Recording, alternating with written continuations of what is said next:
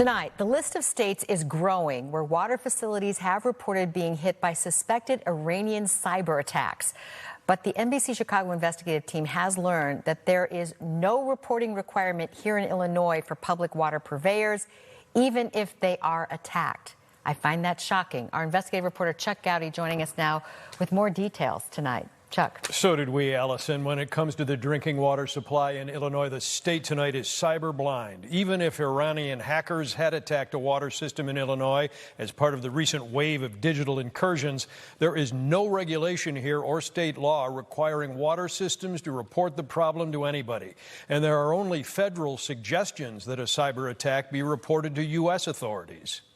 With Lake Michigan being Chicago's unlimited water source, city water department officials have not responded to questions from NBC5 Investigates about a potential Iranian hack here. And Illinois' Emergency Management and Homeland Security Agency says only that they are monitoring the situation in other states.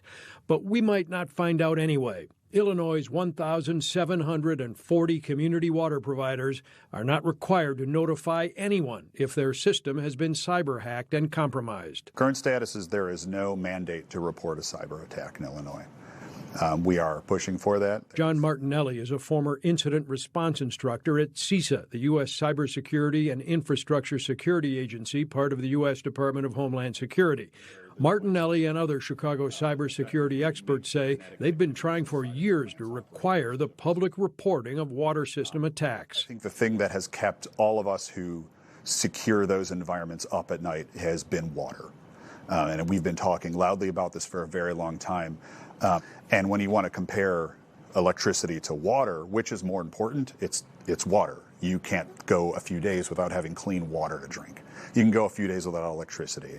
Yes, hospitals and such may be affected if the power's out a long time, but the general public is still generally safe. Now, you cut that water off, people will start dying very fast. Illinois is among 40 states that don't require water system incursions to be reported. While Illinois regulatory legislation is currently in the General Assembly, only 10 states have a reporting regulation right now in place, including Indiana.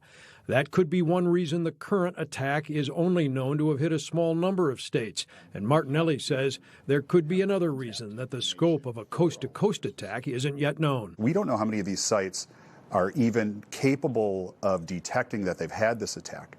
The way the attack works is it kind of locks you out of the device, but it doesn't necessarily take the device out of commission. And that's what's always terrified us about the water filtration is it's one basic attack like this away from having you turn the faucet and nothing comes out.